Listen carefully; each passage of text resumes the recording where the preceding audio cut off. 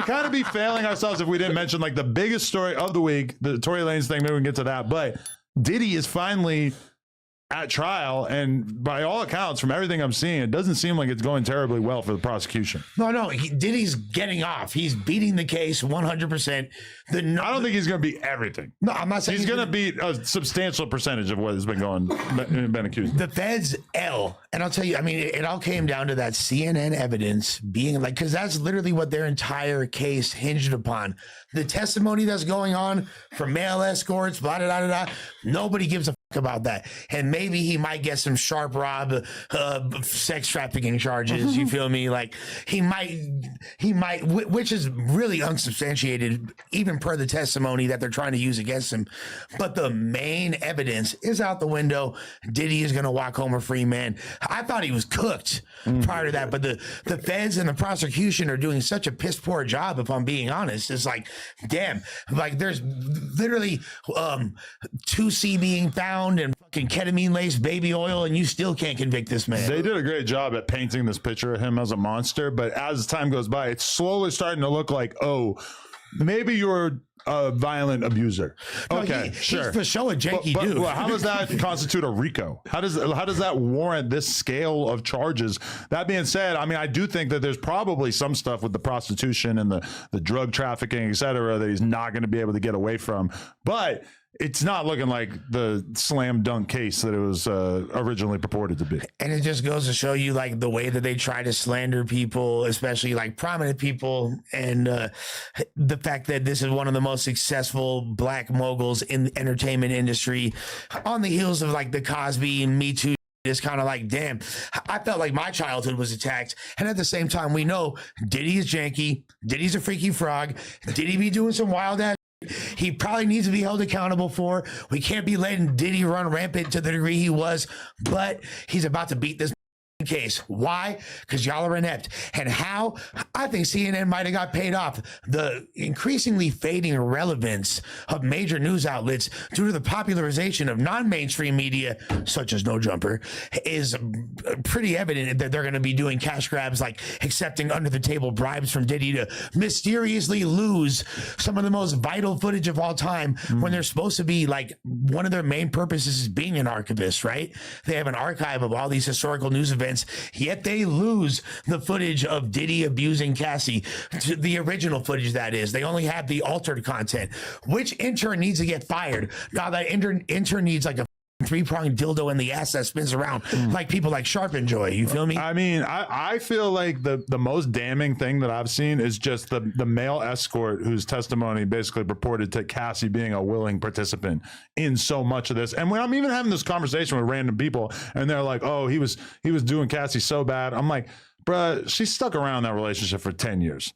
Like at a certain point, it's hard for me to imagine that she was not, to some extent, a willing participant. Is that one of his main charges for the domestic on her, right? Correct. I mean, that's part of it.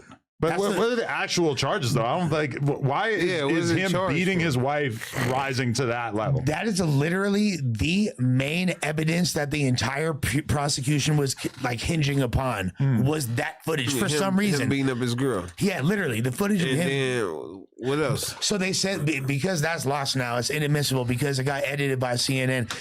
So that case is already thrown out. That evidence is gone. So what's the other charge? Okay, racketeering and conspiracy. Combs was accused of leading a criminal enterprise that engaged in a pattern of illegal activities, including sex trafficking, forced labor, and other offenses. Prosecutors allege that this enterprise used Combs' business empire to enrich himself and associates who were loyal and willing to conceal his crimes. If convicted, this charge carries a maximum sentence of life in prison. And then in addition to that, specifically, Combs was charged with sex trafficking, alleging that he used force, fraud, and coercion to compel individuals into commercial sex acts.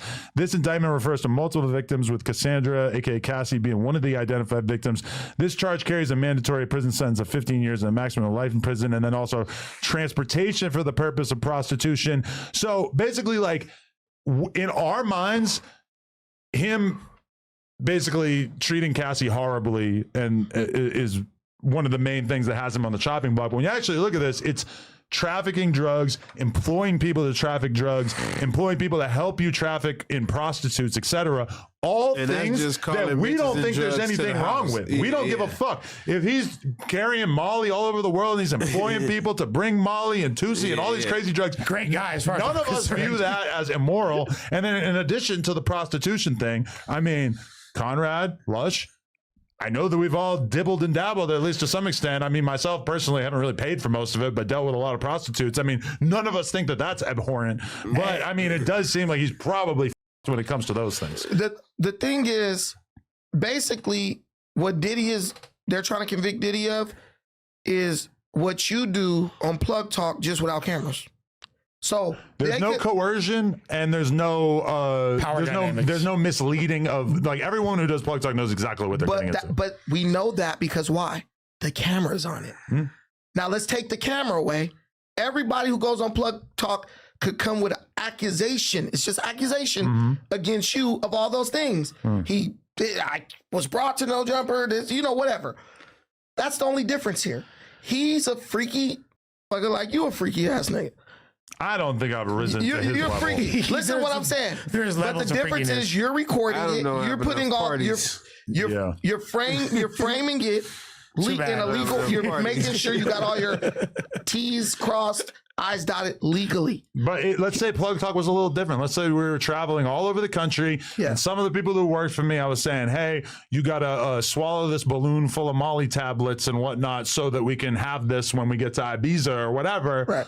Now we're talking. Now that's a criminal enterprise. Now, They what said that they trying to say that it was going like that, like they was making people swallowing and shit. Now, like, I don't know if that was their transportation mechanism. now say someone was doing that and you had no niggas was idea. just flying with shit because we. I mean, think about it. Got shit 'cause He they was get doing high. these freak offs on such an extreme scale that at some point he can't be the only one transporting the Molly. It also, like, if I were to tell one of the girls from Plug Talk, hey, we got, like, let's say we were more into drugs. Hey, I need y'all to bring these pills with us when we go to this place. Boom.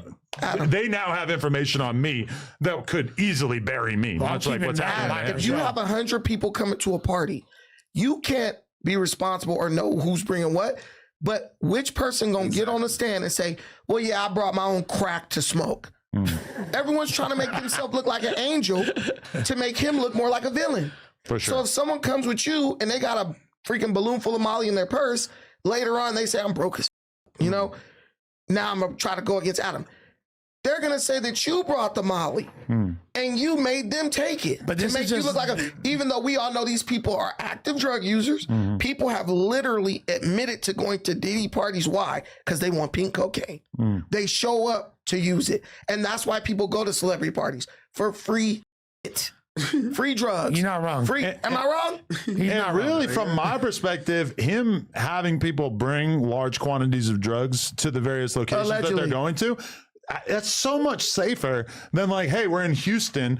Somebody go out into the streets and find somebody who sells Molly and Coke and whatnot. For sure. Bringing your own assures a greater I got level the of plug quality. in PA. I'm Got a our slide own through shit. PA. But From the perspective of the feds, this is a drug trafficking ring. Yeah. Right.